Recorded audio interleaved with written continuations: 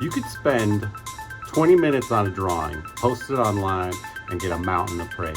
Or you could spend months or even years working on an indie game, release it, and get ripped apart in the reviews. That's just the nature of the industry. Every frame of an indie game is an expression of these indie developers. Hi, everyone. Welcome back to my segment that I'm now calling Indie Neighbor.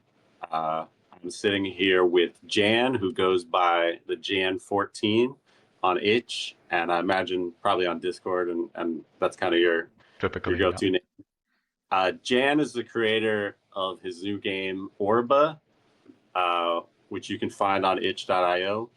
And, it looks like a really cool dexterity-based platformer, but let's dive right into it, Jan. Let's introduce yourself and explain a little bit about Orba. Yeah, hi. My name is Jan, as you already said. It's a little bit interesting name because in the English-speaking room, it's typically pronounced as you said, Jan, which is a more female, has a form of female touch. In German, you just go by Jan. And Oh yeah, I'm sorry about that, no, but no, don't yeah, worry, don't worry. Yeah, yeah. and I'm developing this game called Orba, so together with my brother, who lives in Japan, not in Germany, like me, which is already a first interesting setup here. Yeah, and as you said, it's a very interesting mix. So maybe first, we do not do this professionally. We both have other full-time jobs and do this in our free time. So it has its downsides and its benefits. One of the benefits definitely is that we have a lot of creative room. We don't aim for something that, yeah, hits a specific niche or some very specific fans, let's say. We want to try out something that might not work in the end. We're not sure, but it's also the challenge to make something that is, yeah, a little bit different to make it nice, right? So this is the goal here.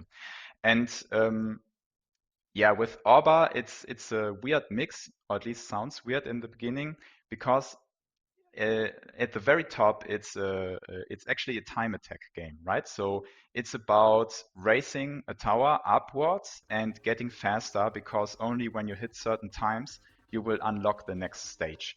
But there's a catch. It's not only you it's a 2D game, it's a platformer, and it's not only you and your character who has to reach the top. You actually want to bring an orb, a mysterious orb, to the top. So how do you move this orb? You move it by hitting it. So yeah, that's the thing. And with it, there comes yeah, a touch of roguelike elements, which is the game is designed to, yeah, that you not hit these times at the first try, right? And you will unlock certain abilities and content that will help you a little bit in improving your speeds. And yeah, as you improve, you can unlock further stages and so on and so on. So that's the rough outline here. Cool, cool. This is your first game as an indie, or have you done others? No, actually not. So I regularly attend game jams. So I have Mhm. quite a backlog of very small, very funny games, which you can certainly try out. They're all good. And Yeah. we had a first project. Our first project was it's called Journey of a Lonely Robot. It's a game we made in Unity. It's the first thing we wanted to try out together. It's really small. It's also surprisingly challenging, but yeah, it's our second game now, Orba. Cool. So I'm looking at it, and yeah, when I first saw it, I didn't put the pieces together. You're actually knocking that orb up the tower. Um, so yeah, it's cool. It's got a real nostalgic, I want to say, like late NES one vibe to it, like Mario Brothers 3. I feel like you guys are Mm, inspired quite a bit. mm. Um, and um, and then it's got kind of a gothic, I want to say, architecture element to it. Uh, the And then I realized that you said you play as a monk kind of character. Tell me about this monk character.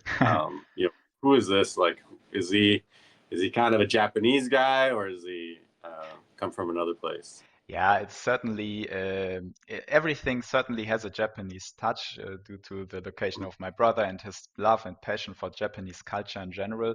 We went with a rather Japanese style here.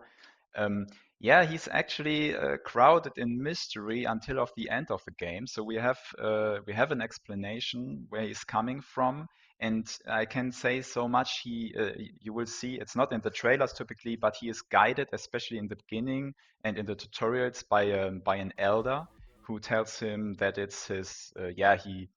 He was prepared for this journey to climb the tower with the orb, and now it's the time has come to do it, and he Cool. teaches you how to do it, and there's a connection between these two characters.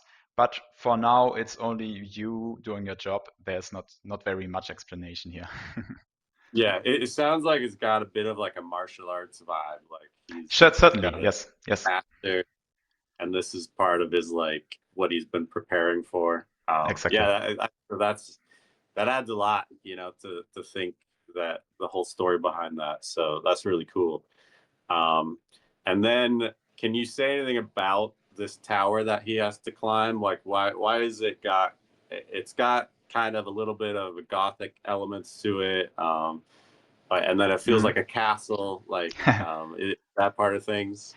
Yeah, that's very interesting, because you must know we just very recently changed the look of the game quite a lot. So in the beginning, um, I have videos I can give you where there's a comparison between the old look and the new look. In the Mm-hmm. beginning, you also had the outside view of the tower, right? There were Yeah. windows, you could see the clouds, the sky, and the sun and everything. And yeah, we didn't like it because it felt a little bit cheap and confusing at times, and Mm-hmm. also hollow, right? Because the whole structure was it was feeling flat, right? Yeah. So Yeah. we decided, okay, maybe it's nice if we can close this out, right? So we can make it an indoor look. And with Mm-hmm. this indoor look, where you can, yeah, work a little with the lighting and so on, make it look a little nicer. Um, yeah, I think only with this decision, it got this more, as you describe it, gothic look, castle-ish look. Um, it wasn't meant like that in the beginning. So the only idea we had about this tower is that it's yeah, it should actually be something like a pagoda, right? So with these roofs, 5 roofs and different Mm-hmm. stages, and these pagodas also have these stages or layers of this pagoda also have a meaning. They always relate to earth, water, fire, air, and void, which will also be the themes of these stages you unlock throughout the tower. So let's leave it at, yeah, what it looks like now is the random creation of our creative process, but I like it. Yeah, yeah. And so when you say you used to be able to see the outside, I agree. Like sometimes it's good to you got to change and focus on gameplay when something's not working. I think it would be cool to have the initial establishing shot where you saw the tower from the outside, and then you see your player like walk into it, and then he starts to go up it, This and then is this sometimes is you how have it little, starts. yeah, yeah, cool. And then little break points where he's like goes outside out a window or on a balcony or something, and you do a little You can do that. like cuts. Yeah, yeah, That'd yeah. be awesome. Yeah, yeah, yeah. Um, So there's also the void stage, so the last stage of this pagoda. We're just implementing it, and it's planned to be outside again because it doesn't have walls anymore. So from here on, it's getting crazy. The tower is only floating in pieces anymore, and then yeah, last stage is the biggest challenge, right? yeah, yeah. Um, I so I like to do a bit about the game, and point player people to the game. They can find it on your itch page, and then I do like to kind of put the game aside and talk a little bit about you because really I want these videos to be about the developer, so people can actually kind of see who's making these games. I think in today, especially in indie games, people want to know who the person Hmm. behind the game. So obviously, you're from Germany. You grew up in Germany. Where were you? Where is it again? It's in Um, Düsseldorf, near what's Cologne. that? Düsseldorf. No, Cologne. Cool. Cologne, Cool. you might Is know it is it Düsseldorf a is small actually town? right next to it. No, no, it's actually there's always a beef with Cologne and Düsseldorf because but Cologne is Oh yeah. certainly the bigger city, but they are very close to each other. So yeah. Oh yeah, like Oakland and San Francisco, maybe or something like that. Mm. Uh, cool. So you were born there. When did you start getting into games? Yeah, very early, let's say. So I forever, let's say, have a passion for gaming. I still remember um, my father was playing, I think it was Half-Life 2 on his PC, let's say, Oh I yeah, don't know how me long too. ago, right? And I was a little bit too young. I'm only 31. And I sneaked into his bedroom where the computer was, and I watched him playing this game, and I was absolutely fascinated until my mother found out. But Yeah, at this moment, it was born that I have to do something with, yeah, let's not say gaming in at this, or it was rather I have to do something with computers and software because these things they can do. I was absolutely fascinated with, and this very early cemented my career in software engineering. So professionally, I do software engineering, and but I always wanted to do gaming too, right? But the gaming um, yeah, landscape is a little bit more rough than the software engineering yeah. landscape was, especially some years ago. And Mhm.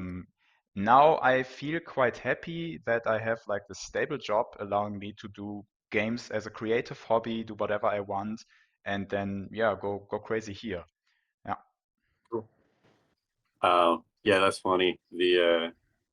I don't know how things are in Germany, but it sounds like they're a little strict about it's like, playing games when you're young. Here in America, they just give kids games way too early.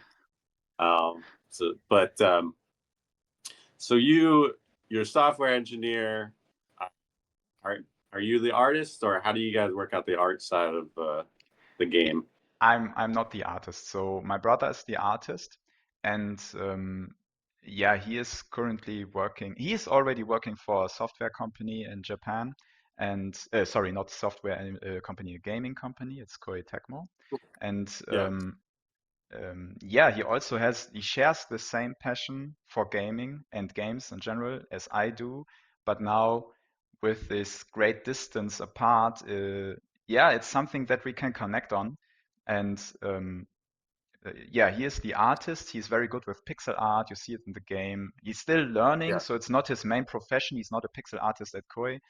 Um, mm, yeah, but it's also something he can improve in his free time. So he is in general responsible for the art direction and also the level design. The tower is a little bit randomized, but we decided to keep certain segments that will certainly also reappear, so that because it's a time attack game, you can eventually learn like reoccurring patterns, right? And he Mhm. designed all of that, and I'm then responsible for everything technical. So the coding, the implementation, the deployment, and so on. Cool, cool. Yeah, let's dive in a little bit to your brother as well, since he is the partner on this game. You guys grew up together, I think. Obviously, you guys are relatively same age. Yeah, he is 2.5 years younger than I am. Yeah, yeah. So yeah, definitely, you guys were young together. Probably both like snuck in and watched your dad playing video games and Certainly. got inspired.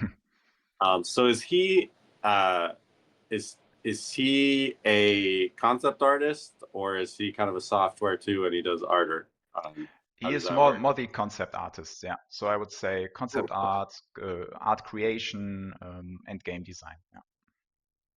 Well, I mean, for the company that he works for, is he doing Ah, art for the game no, studio? he's not doing art for this studio. He's doing localization. Yeah. Yeah. Is he did he study art? Like, was he doing a sketchbook thing when he was like younger, and you were like doing programming when you were like 15, that kind of thing? Or how did that go? Actually, no. So he studied in Germany. It's called Modernes Japan, so Japan as a profession, Japanese. And Yeah. he only got into art and sketching with with the games we made. Yeah, he started doing this Cool. just a few years ago. Cool. Cool. Yeah. Uh, like I studied art and then I learned programming, and people go like, "Can I still learn art?" It's like, "Yeah, dude, of course." It's Yeah, all it's all just like very solid principles, color theory, perspective. Like these things are, you don't have to be born with any magical powers. No, no. Um, Yeah, if you have something early on, like maybe for you the art and for me the software and the programming, it certainly feels very easy. yeah, But it's still possible to do something new, and it's always something very inspiring in my perspective. So I only can do programming and all the software stuff, and other people keep improving on themselves. I actually want to improve a little bit more on my audio skills. So this is like, no, there's no person for it yet. You might hear it yeah, in the game too. um, but I have really a little bit of trouble, so I have to work on that. Yeah. cool. Yeah, I think after this, I like to kind of just do some closing stuff. If there's anything you want your players to know, you want to point them towards anything. Do you have like a Discord channel that you like to share with people, or anything like that you want to share with the audience? Yeah, I would love. So first of all, I would obviously love if you give it a try. Go to itch or Steam. It's also on Steam, and there's a comment section there. We have forums in Steam.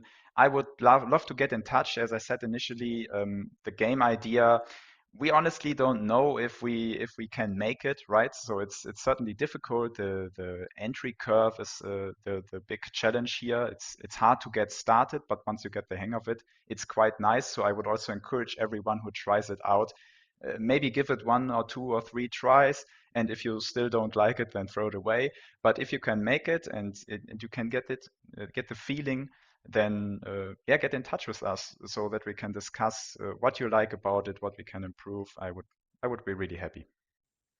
And they can get in touch with you Through through through the itch page, for example, the page. or Yep. my Discord You can comment account. on the page. Yeah. Yeah, yeah, yeah. And you mentioned Steam. Is it playable on Steam demo wise, or how's your Steam page going? Yeah, it's the demo is also out on Steam. It's the same which is currently available on itch, and we plan to keep it completely in sync. So if there's an update for the demo in Steam, we update it also on itch, and once it releases, we will also have it both on Steam and itch. Because yeah, in our case, we don't want to use itch like as this tryout area. I really like the platform, and I want people to enjoy it here too. So yeah, it's Yeah. on both pages. So right now you're in a demo phase, and you're hoping to build up to like a full launch on Steam and itch, like a Hmm. paid version. Um, Yes. uh, what do you think about the paid version? Is it going to be the whole story of the game, like cutscenes and then multiple levels, Yeah, all that? exactly. So the demo, we improved a little bit on the demo too. So yeah, for small games, it's always a little bit hard to get early feedback, right? So it's a little bit of a mixture of early access and demo, I would say. And currently it's three stories already, so that's quite a lot. There's only two more to go, but there's a lot more content coming, obviously. So it's the story that will conclude and will be yeah, finalized. There are new characters you can talk to. There's skins and new abilities that will be available in the full release. So quite some more stuff to explore. Cool, cool. All right. Well, it was great talking to you. Jan, is that how I pronounce it? Yes, great. Thank you. Yeah. Everybody go check out Orba. You can find it on itch.io and Steam. And we'll see you on the next one. Thanks. Thank you too. Bye.